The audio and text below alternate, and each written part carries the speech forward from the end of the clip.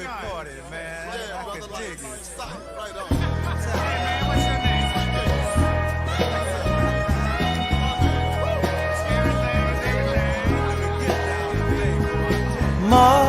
Mother, there's too many of you crying.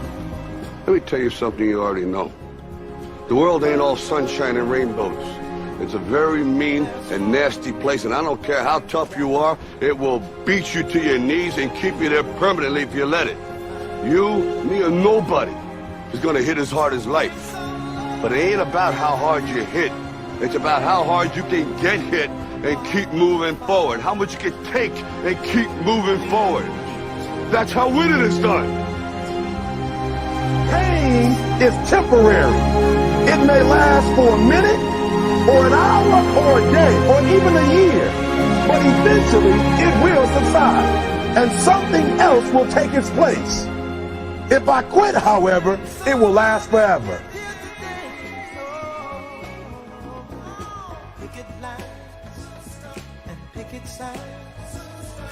I want to teach you something that I learned that changed my life also. Everything that changed my life came from God. We talking about next level? I'm finna show you how to get there. I've been debating on how I was gonna do this, but I thought the best way to go about this is just tell you my story. And in my story, maybe you can see some of yourself. Listen, man, anybody can be successful, but you gotta understand something. It's hard. It's hard, man. You can take all the courses you want. It's hard. You can go down there to the church and hold your hands in a prayer circle. When you get through praying, it's gonna be hard. You go to school, you can get all the degrees you want. When you get them degrees and you hang them on the wall, if you want to be successful, it's gonna be hard. It's hard being successful. That's the first thing you need to understand.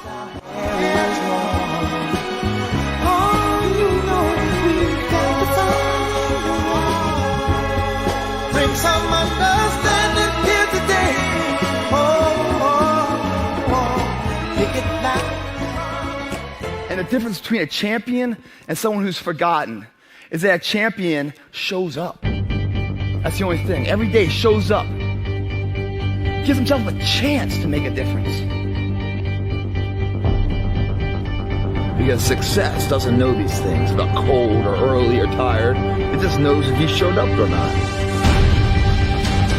For some of you, when you do what you do, you act as if you have another opportunity. Every opportunity is the last opportunity. You can't just say you want it. You can't watch the video and say, I want it as bad as I want to breathe. It's cute to say it, but when it's showtime, when the sun comes out, you've got all the books, you've got all the tapes, you've got all the access. Now it's time to hunt.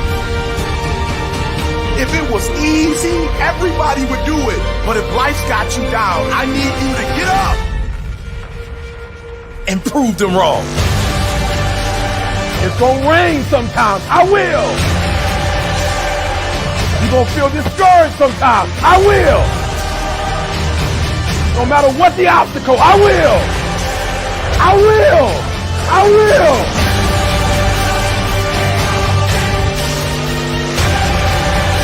A true hunter's goal is not the prize. A true hunter's goal is to hunt. That's what they live for. They live to hunt. It's the whole process.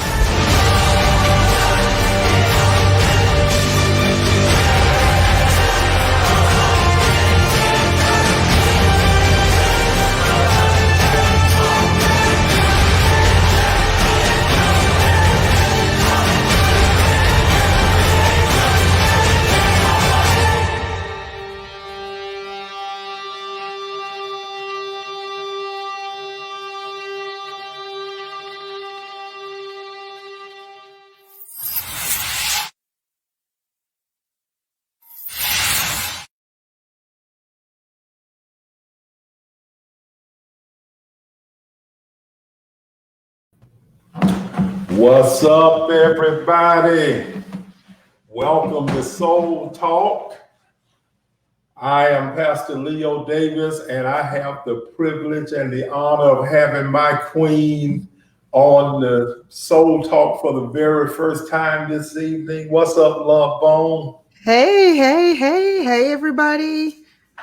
Excited. Hey, so before we get started, you all know Pastor Norma is my better half. We decided we were going to tag team on Soul Talk. I'm so excited.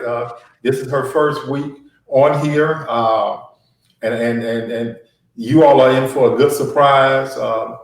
Pastor Norma got all kind of nuggets. I know she'll be dropping on us this evening.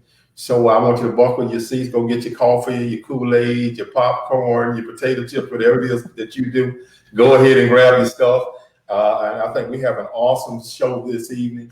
Before we get started, I want to encourage you to go ahead and share the live stream, invite somebody, because the topic this evening that Pastor Norman and I are going to be talking about is titled "The Choice is Yours." What a topic. The choice is yours. So whatever you've been thinking about your life, whatever you've been contemplating or trying to decide whether or not you can pull it off, the choice is yours. So go ahead and invite somebody. Go ahead and share the link and tell somebody that Soul Talk is on with Leo and Norma Davis. So, Love Bone, this evening, we're going to talk about choices. Now, what do you think coming out the gate? How important are choices, in your opinion, when it comes to a person's life decision that people make? Well, I think first of all, the one thing when I think about choices, probably the biggest thing that I would really want us to kind of see as almost a staple, if it were, just the choice is the purest expression of free will. It is the purest expression of free will. I mean, that's our choice is so important, and it's our ability to be able to have a free will and to be able to decide, this is what I'm going to do.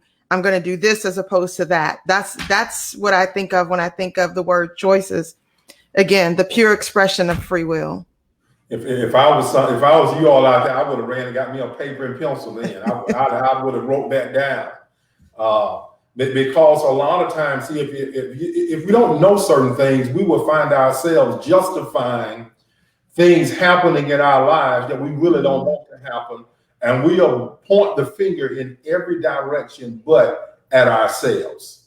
So, as Pastor Norma say, choices are the purest form of free will. Wow, what a statement! Let's go ahead and start out with the scripture, and then we're just going to dig in. Pastor Norman and I, we just gonna flow. Deuteronomy, the 30th chapter, the 19th verse.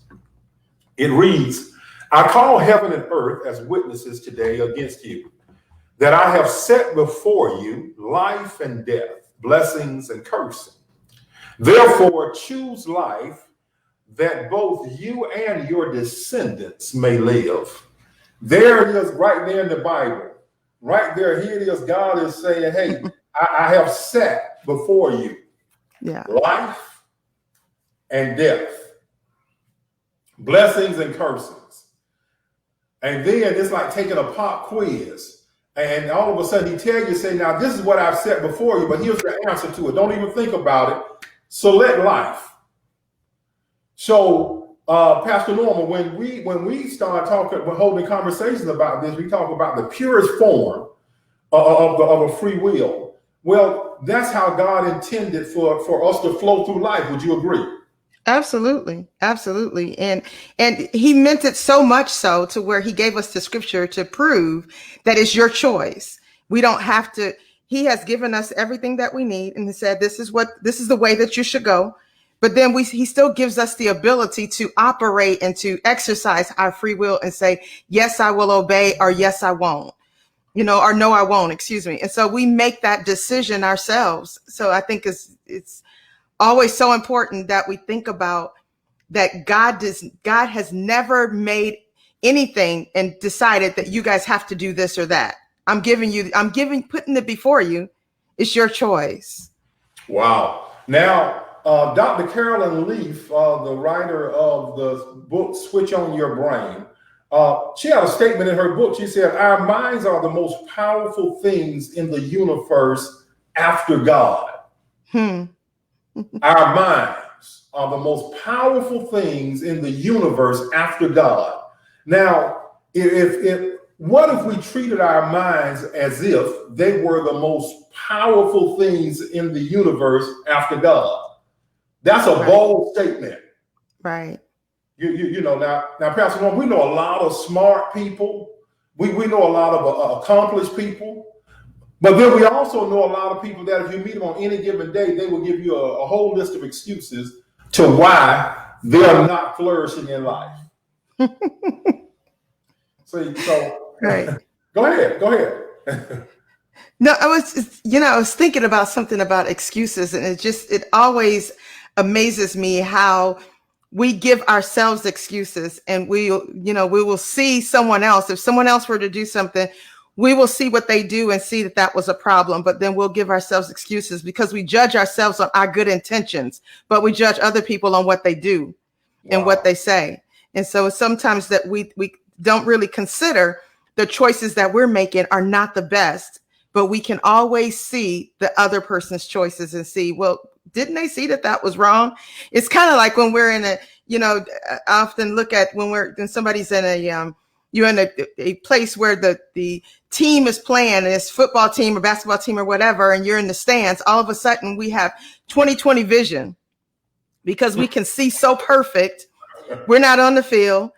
And I mean, we can see it. And he's just like, don't you see he's open? And the person just run right past him or whatever. And so we can see that when it's somebody else, but we don't always see when it's us. And that's what I think about when I think about choices. Hey, but you know what's amazing about what you just said? I remember sitting in the bleachers and seeing somebody, for instance, running a football. And if you from the bleachers, you're saying, cut left, cut right. well, naturally, when I'm viewing from a spectator's point of view, I'm going to see things that the people that are in the game don't necessarily see. When you get in the game, you realize that the view you have while you're playing the game is totally different than the view that you have when you're sitting in the stands. It's easy to execute when there's no pressure. That's right. But when you're out there and the pressure is on, you got to be able to execute and be able to see things, because people that are great at what they do, they're not seeing when it happened. They see long before. They plan their next move before that. Now, you and I was created and given a free will of choice. Why was we given a free will? Why out of all of God's creation, he gave man and woman a free will? Yeah, that's very interesting. We have a God who has given us all things and said, even when you think back and look at from Genesis, and you see that God put everything in place and then told Adam and Eve, or told Adam essentially Adam and Eve, and told them, these are the things that you can and cannot do. You can have access to this, and the only thing that I'm saying is don't eat from this tree or whatever. And so he made the ability, gave men and women the ability to make a choice ourselves. But what he did not do is that he did not take the ability from us to make the choice. He gave us the ability and said, I need you to be the ones to do this. I don't need to make the decision for you. I need you to make the decision for yourself. And so many times I think as people, we find ourselves trying to make choices for people where God never even did that. Wow. God does not make choices for us. God puts the things before us and say, here you have choice A and choice B. You choose. But so many times we as people, because we are flawed people, that's just something that, reality, we are flawed. And so sometimes we on purpose think that we have the right answers, or we think we have the right choices for everybody when we really don't. And you know what's interesting about that though is that God really could make the decision. He really could say, well, this, you're going to do this or you're going to do that. But then we're no longer free moral choosing agents. We're now kind of robots. And so I think we have to be very careful when we start making choices that we don't create robots. Yeah. Because you know, that's what we're doing.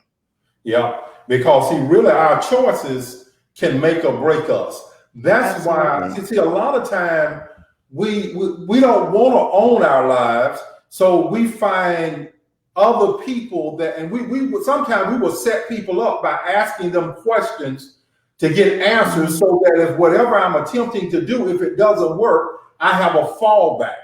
I can say, well, so and so told me to do this, even though it was still your free will that caused you to execute whatever so and so told you to do. So we have to get to a place to where we own our lives and we understand that we are free will. One of the greatest things God did for us is gave us an ability to choose. See, but the ability don't seem like it's a blessing if I find myself every day making wrong choices. You know, in my life, it seems like I've been set up by God because, first of all, it is virtually impossible to make great choices away from God. You'll have pockets where you do great, but then there'll be other pockets, sometimes the most important pockets, you'll miss it because your life came with instructions. And if we learn God's way, then why? Because He has set before us life and death. Well, in order for Him to set life in front of us, it's impossible to have life and Him not give you instructions on how to walk that out. That's right. So He's saying, hey, there's going to be some bad information out there in front of you, and then I'm going to put some good information out there in front of you. Choose my information. Right. Yeah. And then he goes, you know, that scripture, when I was thinking about it, Deuteronomy 30:19, where it then talks about that I'm not only did I set life and death before you, but I set blessing and cursing. And if you look through the scripture, there's so many times where God will say, if you do this, there's a blessing. If you do that, you're cursed. And so we have the opportunity to make a decision on which direction we're going to go in. And so we can decide, I'm going to make the choice that is blessing as opposed to cursing. Or as you said, I'm going to choose life rather than death. We have the ability to make the choice. And the most amazing thing to me is that God did not just leave that choice and say, you know, you make it here with scriptural things or with biblical things or with spiritual things, and that's it. We have the ability to make choice across the board with our lives. You know, we can decide, am I going to go this direction or that direction? Am I going to do this career or that career? Am I going to be with this person or that person? Am I going to go, listen, I mean, simple things. Am I going to eat this or am I going to eat that? We have the choice to make. And sometimes we choose wrong, and then we blame other people when we've made bad choices. Wow. So what you're saying is life don't just happen. No.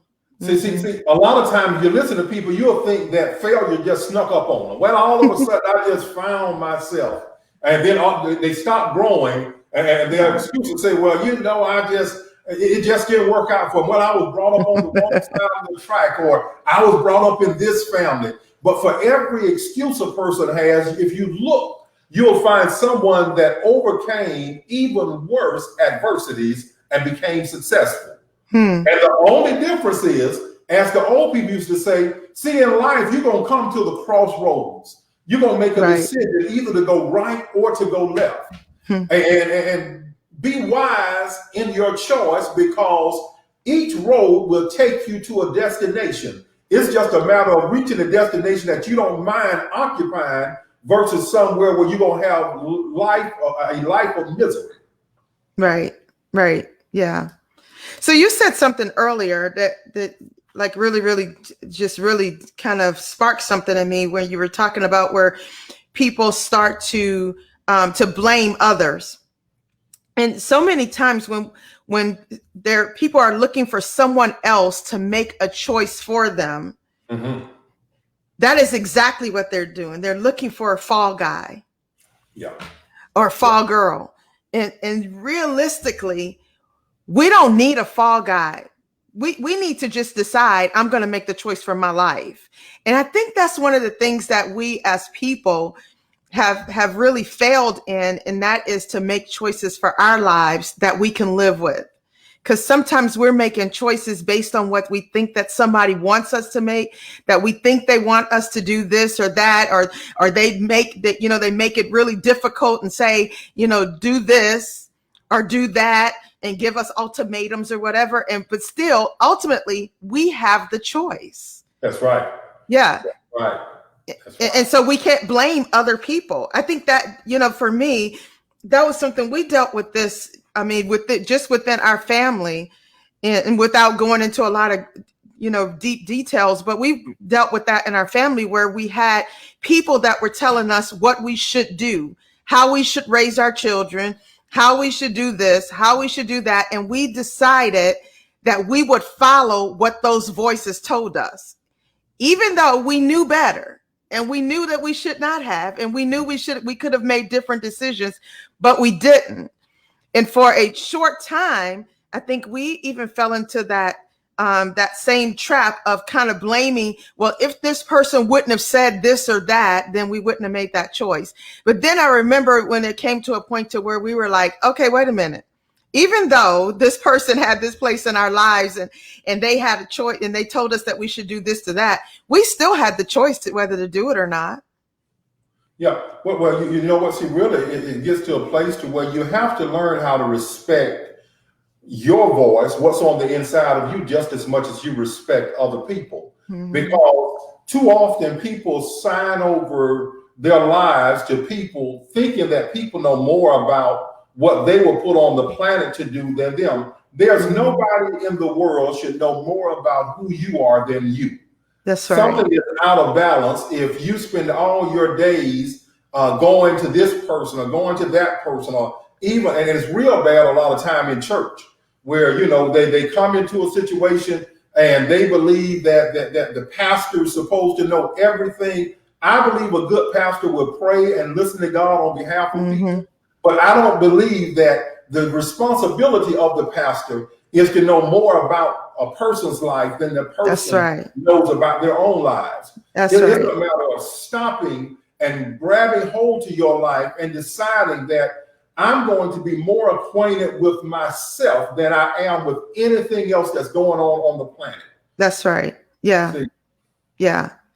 And I also see it, you brought up a very good point with the church, but I also see it with those of us that have adult children. Sometimes we find it hard to release those kids and allow them to be now adults. They're no longer children.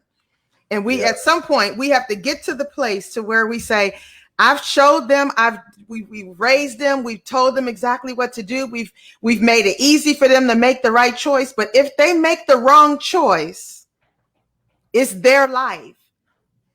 And now we can pray for them and pray for their protection and pray for that they don't make the wrong choices. But at some point, as adults, as parents of adults, we have to allow those adult children to make those decisions. I am not going to try to live my life and live my adult children's lives.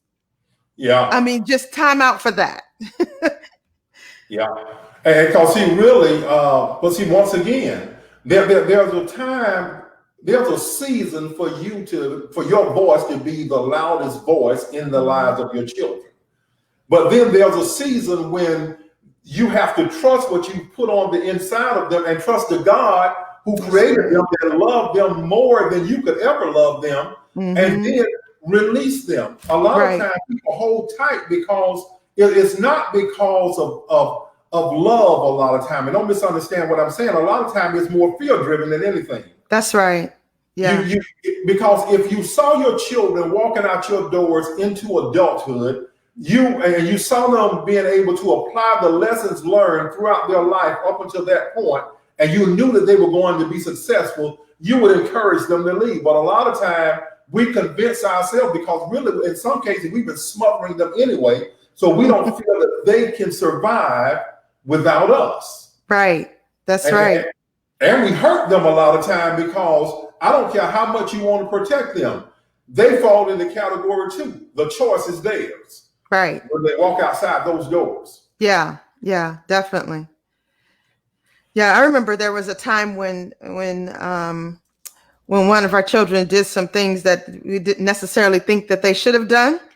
And I remember talking to someone and was just like, man, I can't believe I'm so embarrassed that this child did this or that. And this person was like, well, why? You've raised them right. When they got to be to this age, now it's their choice. They're now at an age of accountability. This was an adult at this point. This is now they make the decision for their lives, and they make the decision on what they're going to do, and they choose, or they chose what they were going to do. Now it's time for you to take your hands off. You pray for them, but move on, and you don't have to continue to apologize. I remember apologizing multiple times. Oh, I'm so sorry. Oh my gosh, I cannot believe this happened.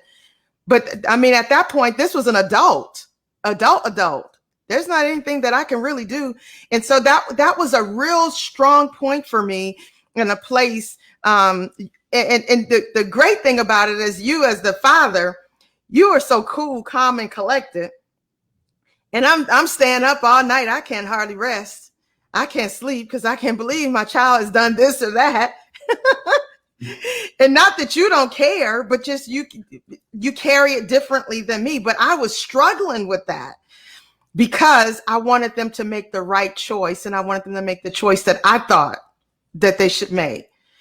You know, and in the grand scheme of things, my choice would have been better, but it's still for them to make it. but you know what? I can go back and kind of just look at my own life and to think about how early on in life I was hoodwinked, not by somebody else, but by myself. Mm-hmm. Because if you hold the wrong conversation long enough with yourself, your voice is the loudest voice in your life, and you'll begin to believe whatever you're saying to yourself. So if you allow toxic thoughts to travel through your mind day after day, moment after moment, then there's no way that you're going to make good choices. Why? Because your whole brain is polluted. So you have to get to a place to where you even start thinking different about yourself. How many people walk around day after day after day and they cannot move past the broken places in their lives? It's amazing to me how grown people will still blame their parents who may have missed the mark in raising them. But you spent 18 to 20 years under the stewardship of your parents, and then now you 40, 50 years old, so you've been away from them longer than you were with them. But still, every time you experience failure or disappointment, well, it's because this happened to me. No, it's not because that happened to you. I'm not saying that that's your reality is not your reality. Mm-hmm. I'm saying that you have not exercised the freedom of choice that you have to take control over your life and replace those bad moments with some new moments. That's right. That's right. Yeah.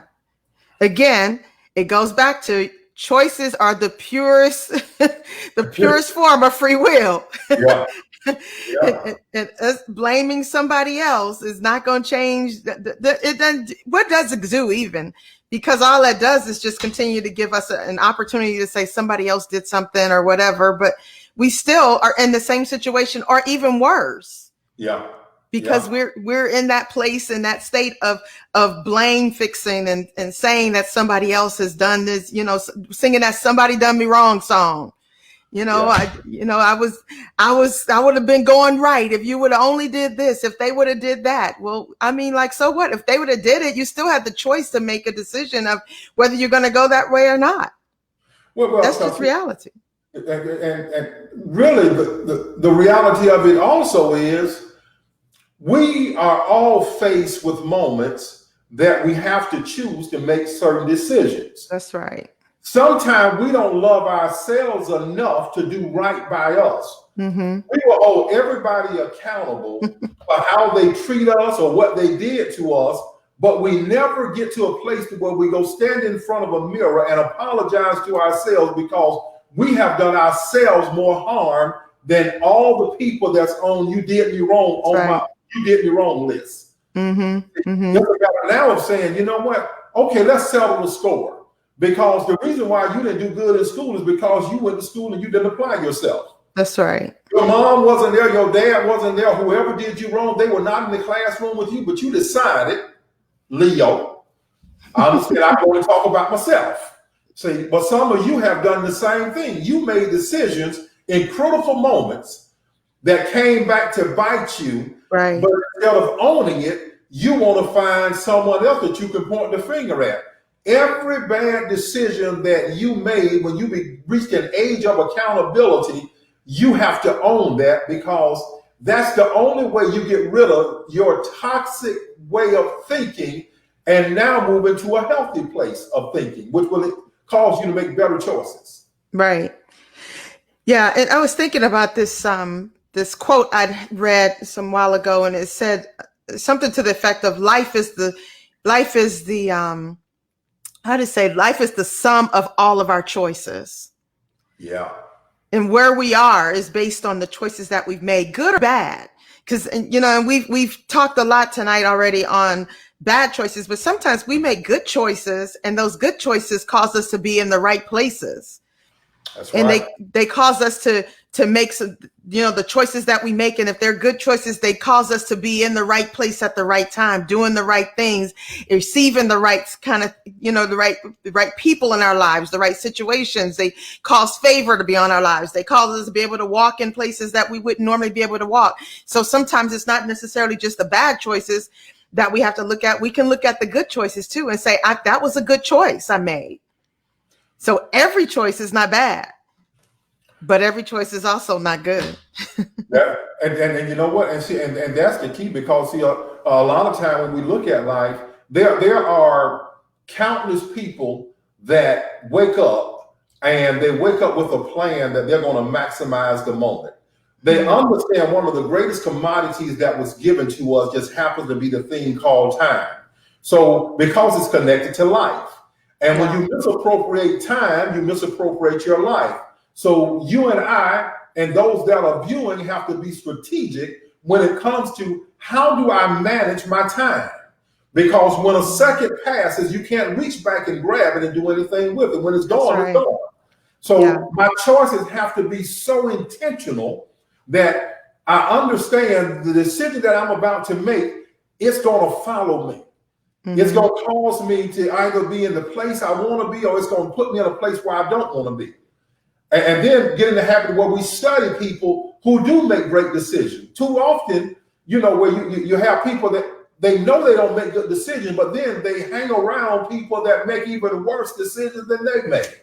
That's right. Yeah. Let's find some people and let's put pride to the side and say, you know what, man, my choices aren't good. Well, I need to go and sit up under the mentorship of someone that's great at doing life, and do that as a student and learn how to change my behavior. And then when I change my behavior, I change the things that I invite into my life. Right. Yeah. So that makes me think of another quote. Life is a matter of choices, and every choice you make makes you. Oh, wow. Yeah. Wow. Every choice we make makes us. So whatever the choice is, that's who we are. I remember, growing up as a kid in Compton and Watts, California, and just in some of the worst situations that I possibly could be in. And I remember my mom not letting us go out and hang out with everybody else. We live in the ghetto like everybody else. And we had, the life, the things that you have when you don't have any money. When the poor people call you poor, we had that too. We were those people, but we weren't, we were out there when you had the instead of grass at your house, you had dirt. And my mother had us out there raking the dirt so that you have lines in the dirt to make it look nice, even though you were in the place that you wouldn't normally think that somebody would have a high expectation. But I remember, thinking that's a choice of how we live. We may live in that neighborhood, but that doesn't mean that we have to not take care of what we have. And so even as a kid, I remember as raking the dirt And that's, you know, scrubbing the floors with the bleach every night to make sure the little friends that come out when the lights go off, making sure that they don't come out. And my mother made sure that we were doing things like that. And so those were choices that she made. But I remember thinking, there's another life that I want. I don't want to have to do this. That doesn't mean that I was saying that it was necessarily that I had a problem with the fact of where my mother raised me. She did what she could do. She did the very best she could do. But my choice was, as soon as I possibly can, I'm out. And that was my choice. Yeah. And so when I didn't see a way out, that I thought the direction I planned on going for my life, when a military recruiter, Army recruiter, came to my chorus class one day and gave me all the bad stuff, talked about all the bad stuff of the Army. And I said, I want to go, sign me up. Yeah. That was my choice. Yeah. Well, because see, when you sit back and you look at it, see, some people, they bellyache because they didn't look at the fact that their parents did the best they could. Mm-hmm. The parents got you to a place to where eventually you will be able to make your own decisions. And I believe every child should do better than the parents. That's right. You know, that's what we work hard for. But the choice was, because my story was kind of similar to yours. Here it is, you were in Compton and I was in Jacksonville in Mixontown. But I remember playing the games of when cars passed by on the road and we would sit on the corner and we play the game, say, that's mine. Or if we rode through a neighborhood and we see nice houses, we say, that's mine. Well, that wasn't my current situation, but what was happening was I was creating an image on the inside of me so that when it was time for change, I had something that I could pull off of. Mm-hmm. I loved my neighborhood. My mom did the same thing that your mom did. They put that rake right out there outside the door and put them lines in it. And if you walked on those lines, they gonna grab that rake, put my lines back. And you almost needed some of the masks that we're wearing now for the pandemic. You almost needed some of those when you walked in the house, because there was always the smell of bleach and pine sol and, you know. That's right. And so it wasn't that the people where I was were not good stewards. They were doing the best that they could based on where they were. Mm-hmm. Because they treated the little shotgun houses like the people lived in some. Well, let me back up a minute. Sometimes they treated the little shotgun houses better than the people that lived in the mansions. Mm-hmm. Because there was such a high level of pride.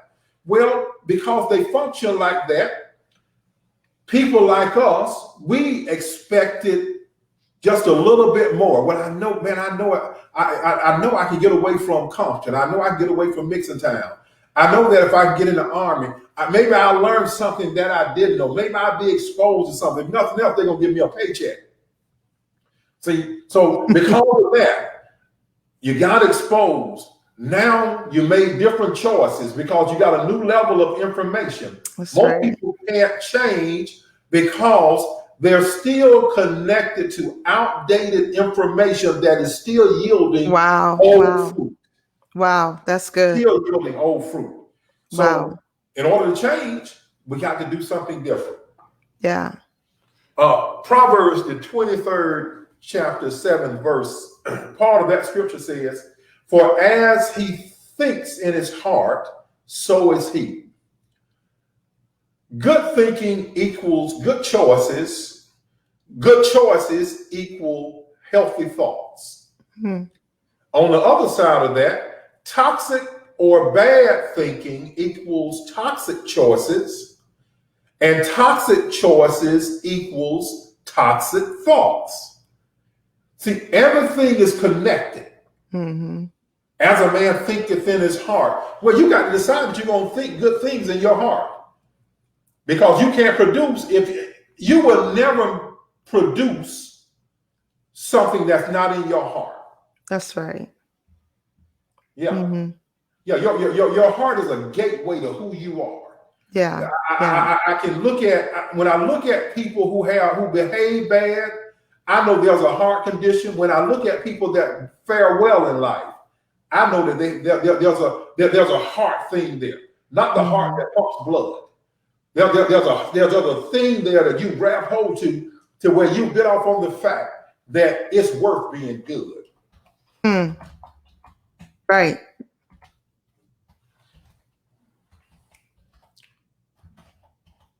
You are designed to stand outside yourself and observe your own thinking and change it. Say that one more time.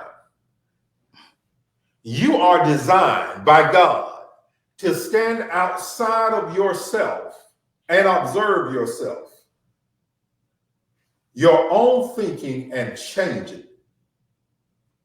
Have you ever done that? Self-assessment is somewhat something to call it. Wow. You know, that's an interesting question, an interesting concept. I think, you know, to say, have you done a self-assessment? I think so many times that there's the ability for us to do a self-assessment, but are we really honest with the assessment? Yeah, that's good. Yeah, because so many times, you know, we'll judge ourselves on our good intentions. And so it's kind of like, you know, you always tease me, Pastor Leo, about, you know, when I read stuff that I always find these errors and things. I don't know how, I don't know why, it kind of happens. I read stuff. Anybody I ever seen. and I see the mistake in it. And so, you know, it's just becomes who I am and part of me. And so sometimes when I think of other people, sometimes people are reading, like if they write something and they're reading it, they don't read and see their mistakes. They see what they think that they see based on what they were expecting to see. You write a paper and there's a number of mistakes there, but they miss all those mistakes because this is what I really meant. So this is what I'm reading based on what I really meant. And so I think sometimes when we talk about a self-assessment, sometimes we are assessing ourselves based on how we really think that we are as opposed to how we really are. We don't take the time to really say, let me really look at me. Let me really be honest, open and honest and say, you know what? You're a mess. And now I had to do that at a point. I had to sit there in the mirror and look at myself and say, girl, I don't like you. And if I was somebody else, I wouldn't like you. And if I was somebody else, I wouldn't have anything to do with you. That's me having a real self-assessment with me, with myself. And sometimes as people, we will not do that. We won't have the hard conversations with ourselves and say, you nasty, you got a bad attitude, you need to fix it. Yeah. Or to simply say, hey, you're not giving life enough based on what you say you want. Right. The self-assessment says that, don't you think for 1 minute that you're going to accomplish everything that you're talking about when you laying up there eating bonbons all day, it's just not going to happen. It's not going to happen. It's not going to happen. Yeah, that is so good what you just said. Yeah. And if every time you're in a situation, somebody is always mad at you, there's always a problem. Well, you know what? You are the common denominator. Maybe the problem is you. Yeah. Maybe it's time for you to make the choice to be different. Yes. And that was for me. I had to make that choice because I was always finding it was always the other person. So this is my transparent moment. When I got to the point where I was like, no, it's not. It can't always be the other person. I mean, I got to stop and say, okay, listen, you got a bad attitude and you need to fix you. Because if you don't take that self-assessment and make some better choices, you're always going to be in a bad situation and wondering why life is giving you exactly what you're given, what you should be getting. You should be getting people not liking you. You should be getting people walking away from you. You should be getting things not happening great for you because that's what you're giving. But if you will not take a real, true assessment of you and say, I need to choose to do different, that's all you're going to have. But when you make the decision, I'm changing this. I'm going to be who I'm supposed to be. I'm going to change and be this better person. And then when you make those kind of choices, you'll see different things in your life. Wow. Now, see, that's at a mature person conversation, because Right. I often tell the story. A lot of time when I would do speaking engagements or sometimes even preaching about how when we lived in North Carolina, I took a chair and I was in our dining room. I sat one chair in front of me and I sat in the other chair, and I began to hold a conversation with the other chair as if I was talking to myself. I was apologizing to myself because I had a face-to-face moment with how trifling I was and how I had done Leo wrong. It wasn't what somebody else did. I realized that I was not smarter because I had cheated Leo. When I thought I was getting over on the system, I was really cheating myself. When I found out life wasn't working the way that I wanted it to work, I found out that it wasn't the white man, it wasn't the blue man, it wasn't the red man, it was the brother that I was stuck with, sabotaging my own life. So I sat down and I began to apologize. I said, Leo, I'm so sorry for what I did to you. I'm so sorry that I cheated you. I'm so sorry that I lied. I'm so sorry that I've done all the things that will prevent you from becoming everything that God created you to be. And if you would, sir, please forgive me, and I promise I'll do right by you. Now, still, I'm working to uphold that promise to this day in my life. Still. And people that know me better than anybody, I'm always working to try to get better. Right. Not feeling as though I've arrived, not trying to toot my own horn, but I could just say that I'm committed to growth. Why? Because I understand what the choices of making bad decisions. I understand what type of harvest that will bring into my life. I understand the results part. Yeah. But I also understand that when you get on the grind and you start holding yourself accountable, you stop blaming everybody. I'm talking about there are some good things that's on the horizon. Yeah. Yeah. And I think we have to really consider and think about too. We have multiple choices every single day. We have choices that are put before us. What are we going to eat? Where are we going to go? Are we going to go someplace? Are we going to do something? What are we going to wear? Who are we going to talk to? Who are we not, or whatever? And we have to really be honest with ourselves and decide and just make these decisions and say, these are the choices that I make for my life.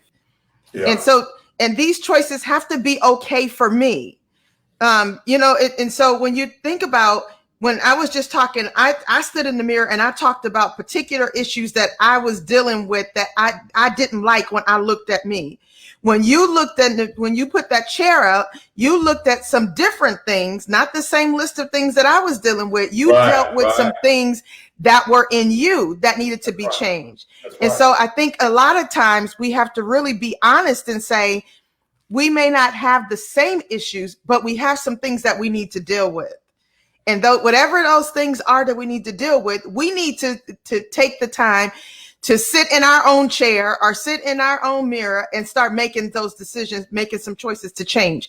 I remember when our kids were coming through high school. Thank God we have no more children in high school and all that. But I remember them walking out the house, and before they walk out the house, almost every single day, what I would say to them is make wise choices.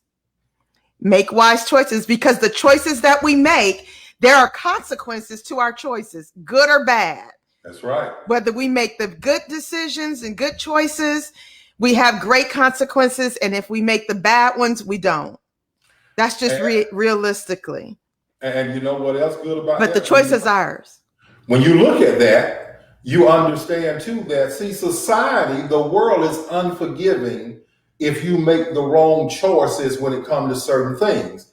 The world don't want to hear you say, well, that was an accident, or I didn't mean it. See, good choices are real important when you start looking at how you're going to navigate through life. You start looking at, okay, what are the consequences behind what I do? And then from a positive standpoint, what are the consequences if I decide early on that I'm going to go and I'm going to be a stickler to the rules? What are the consequences if I decide every day from now on I'm going to at least spend 10 or 15 minutes a day or longer reading a book on something? what are the consequences of you deciding that you're going to go back to school, or you're going to learn how to master whatever it is that you were put on the planet to do? That up until this point, you done kind of cheated yourself. But Pastor Norm and I both can tell you that age is only a number. If you don't feel and think, I'm talking about you can get right back on the grind. I don't care what your age is. I don't care what has happened to you. I'm talking about right now, the choice still is yours. That's right. You still can pull it off. Yeah. Yeah. And I think that's a really important thing to really consider, is that there's no age limit on the choices that we make. That's right. That's right. Yeah. And that there's no age limit. There's no one saying that you can't make this choice and you have to stick here. You have to stay here. You have to do this. You have to do that. We make those kinds of choices, and we really do. And I think we have to do things that make sense for us. That's right. Because otherwise, we will find ourselves in such a place of misery. When I think about my family, and I think about you, and I think about the kids, and I think about even my siblings and parents, and I think how everybody around me are big talkers. I'm not necessarily a big talker, and so for me, there was a time in my life where I felt like there was something wrong with me because I didn't talk as much as the next person, or because I didn't need to hold as many conversations as the next person. And people will see me on, like, for instance, here on this broadcast, or in ministry, and at church or whatever, or at work, and feel like that, well, she talks a lot. I'm not really a big talker. And so consequently, there was a time where I just felt like I needed to talk because that's what people wanted me to do, or that's what people wanted me to be, how they wanted me to be. And if I did not do that, then there was going to be, people were going to say something was wrong with me, essentially. And so I found myself in such misery because I was trying to be somebody else. Yeah. Yeah. Wow. Yeah. Wow. But you know what? Really, now you have a lot of people that live their lives like that. They live their lives miserable because they do not use the free will that God gave them. That's right. When it comes to exercising their choice. And people with certain personalities, they will try to strong arm you and make you into what you were not created to be. And sometimes the people who are being strong armed won't just say, hey, leave me alone. That's not who I am. See, you have to be careful, because that's another thing when you start talking about choices. In order to develop what God placed on the inside of you, you have to have the courage to reach a point in your life to where let your choices be your choices, and let those choices move you closer to becoming the person that you were put on this planet to be. That's right. Nothing more, nothing less. That's good. That's good. So I can be who I want to be? Absolutely. Absolutely. Because, I'm looking at one of these points here. You are designed to recognize and choose the right things that fit you. Right. That's how God created. There's a reason why there's a reason why you like that Greek salad more than you like my other salad. Come on, you better talk about it. You better talk about it. See, and there's a reason why you like the oil and the vinegar stuff, to where don't do nothing for me. Well, that just means that we have different flavors, and not only will you have different flavors in food, there are going to be things that it's like you were talking about how when you look at a book or a board or a poster, whatever it is, immediately, right away, you can see if the grammar is right, if the spelling is incorrect. After most of us have read it, and we read stuff, you read with your mind and not your eyes. So in my mind, I am already processing a word before I get to it. I sent out a text today, and I realized after I sent the text out, in my mind, it was a perfect text. But after I read it, after I hit send, I realized that there was one word that I read in my mind did not make it to the text. See, and that's why we have to take time and really kind of just sit down and understand who God created us to be. Silence the voices, because a lot of times people who have not even maximized their own lives will spend all their time trying to tell you what to do, tell you how to do it. Wow. Yeah. And you have to be careful on where you're going to get counsel from, because if you're not doing anything with your life, what really qualifies you to teach me how to deal with my life? Yeah, that's good. That's good. And, you know, we found that situation to be true, where we had people that were making choices in their minds based on what they would do if they, you know, for instance, this is what you should do with children. And we had children that were older than their children, and they're telling us how we should function. And again, it was our choice. We could make a decision and choose whether we were going to follow them or not. But we followed the way that they said we should do with our children. And we knew better. We knew our children. We knew this wasn't the right decision, but we did it anyway because that's what the person said.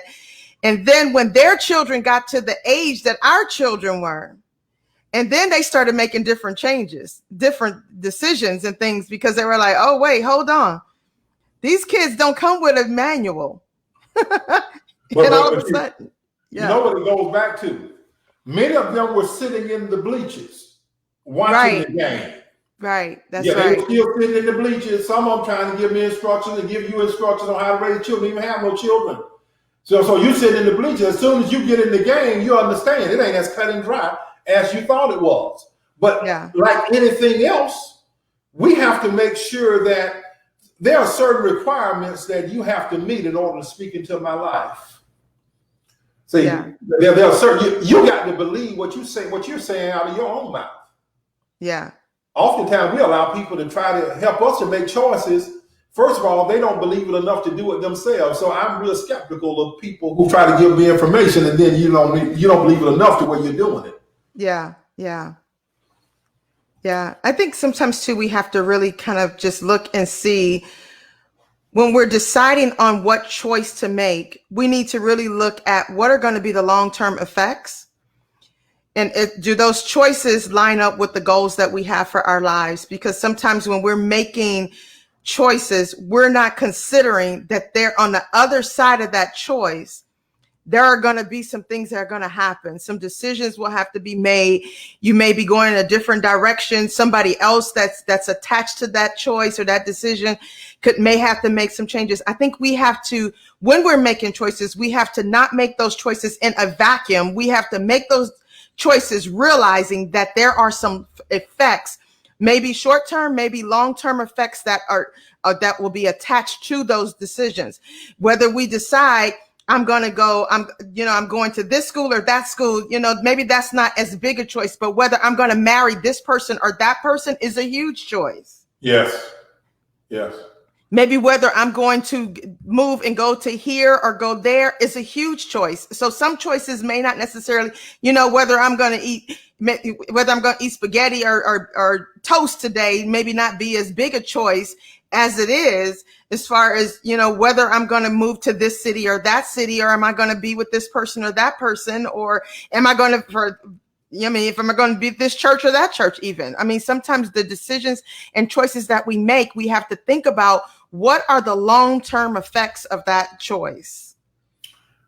And one of the things while you were talking, for people that really want to make the best decisions for their lives, the Bible tells us, acknowledge God in all of your ways, and He'll direct your path. He'll make your pathway straight. Sometimes, when I know how awful I am at taking care of myself, I look forward to asking the Father, hey, I'm thinking about this. What you think about it? And then whatever I feel like God is telling me, that's the direction that I go in, because I understand he knows better for me than I know for myself. The greatest choice to make is the choice to make sure that you understand that God did not relinquish his authority over your life when you made it your way to the planet. He still wants to be involved. He still wants to stop you from going left when you should have went right. He's still speaking to us today and saying, hey, I understand sometimes your life is complicated because you feel like you can do it without God. Include God into your life. And I'm telling you, make the choices that even with that the Bible tell you, whatever God is telling you, make choices based on that. And I guarantee you that you will have more days when you knock it out the park than you do when you fall out. That's right. Yeah, that's good. We got a couple of things that we're going to hit, and then we're going to end this love bone. It has been awesome hanging out with my sweetie this evening. Likewise. The things we have learned this evening will help us realize, one of the things that it will help us realize is that happiness comes from within and success follows, not the other way. See, a lot of times people think that if I become successful, then happiness will show up. Well, a lot of times it's happy people that become successful. Wow. So make it right. Don't think success, because what'll happen, you're gonna find yourself walking in what you define as success, and you're still gonna be miserable. Right. Because really they're not connected. Happy people that understand why they exist on the planet and understand that God created you with a plan and purpose, and then you walk that out, and then you become successful. That's the life to have. Right. I'm gonna take the next bullet. So you can still learn how to learn and deepen your intellect. So, we talked a little bit about that earlier, as far as our age. Sometimes with age, sometimes people feels like, well, I blew it now, I messed up, and I remember somebody saying, I want to go to school, but I'm 40 years old. I remember I got my first bachelor's degree at 40 years old. And I remember talking to somebody, back then, a CIO, and saying, hey, I'm about to be 40. And he was like, so if you don't get the degree, how old are you going to be? Wow. Yeah. I'm still going to be 40, right? So sometimes I think we can delay things happening because we're considering, talking about that. So, that little point, you still can learn how to learn and deepen your intellect. You're talking about 40. I was sitting up here, something flashed across my Facebook page, said 3 years ago is when I graduated with my bachelor. Wow. Well, that means I was 55. Right. So the things that we're telling you all is not something that we're not living out. And see, some things you do not because of you really needing it. Some things that I'm doing right now is because I owe a debt to myself. That's right. And I'm just repaying myself for the time that I cheated myself and I didn't do right by myself. So some of that consists of me going out and getting college degrees and starting businesses and just wanting to be a better version of who God created me. The next thing that we have is you can overcome those learning issues. Some people walk around and they feel as though I thought for a long time that I had what they call a learning disorder.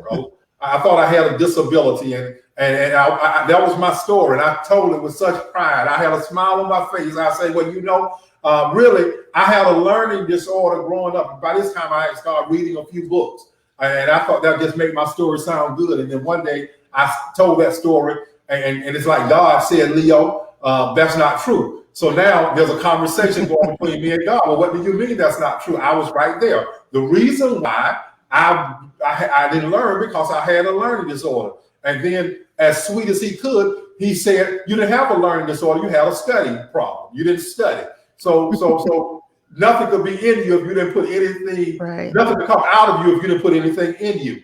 So for those of you that think you have a learning problem and you think that you can't do it, I want to encourage you, go back, work hard, and just make it. You owe it to yourself to get back in the fight and do something that you will feel proud about that you accomplished. If that means go back to school, go back to school. That means go to a technical school, go to a technical school. But do something so that you feel good about your progress in life. That's right. I think that there's one thing that I can end with just for myself that I would say, one of the points that we have is you don't have to walk around in guilt and condemnation. I think when you have something like this and you hear people saying, you know, you have the choice and you can make these decisions and you can turn it around, or maybe even talking about the bad choices, and you start to think about the things that you've done that is not perfect and not the best. And so you walk around and think, man, if I would have did that, or if I would have changed this and not did that, things would have been different. I think now is the time that when we recognize that we've made those kinds of decisions and we've made those choices that maybe are not the best, that is not the time to feel guilty about it. That's the time to make a change. That's the time to just say, you know what? Oh, well, you know what? I blew it. Yeah. You know, and I think that to me, that speaks more volumes than somebody that will give up and quit and say, man, I messed up. Let me just put my head down. Oh, you old dirty dog, you heel. You're just about nothing. No, that's the time when you be like, oh, okay, wait a minute. So let me get this straight. I made this bad choice. I got this bad consequence. It was mine. Nobody else did it. I did it. I made the choice. I made that decision, but I can change it. Are you serious? Are you serious that I really can change what I did with the things that I messed up on? I can make a change. And when you decide, oh, I can make the change and then change it, that's when it's real victory that comes on your life. So I think if there's one thing I can leave with you, and obviously you're going to close it out, but if there's one thing I could really just leave is don't allow yourself to get caught up in the bad decisions or bad choices that you made. So what? The choice was made. It was done. It's water under the bridge. Move on, change it, go a different direction now. Awesome. And the last thing before we close is you can overcome the feelings of rejection and not being good enough. Yeah. Some of you have allowed yourself to sit in the seat of not feeling good about yourself because others have not accepted you, or you don't feel that you're good enough. Well, I just want to close with telling you that out of 7.some billion people on the planet, there's not another you. I want to tell you that God was so strategic when he created you to where your DNA sings sweet lullabies representing you in a way that it can represent nobody else. God gave you your own set of fingerprints to where no matter how many people come to the planet or leave the planet or live on the planet, there'll never be another person like you. Right. So you are good enough. So no matter what someone has said, no matter how bad you have blown it in the past, I want you to get to this place. The choice is yours to forgive yourself. That's right. The choice is yours to change everything, not tomorrow, but tonight, and start being nice to yourself. Pat yourself on the back. Stand up and give yourself a standing ovation, because no matter how many times you've blown it, one good thing about it, you are still here. And because you're still here, you still can pull it off. That's right. So this is Leo and Norma on Soul Talk. This has been an awesome time hanging out with the girl of my dream. Come on now. Hopefully you all enjoyed it. We'll see you next week. Now, this is how we're going to roll. It's no longer Soul Talk with Leo. It's Soul Talk with Leo and Norma now. And we're going to have guests next month.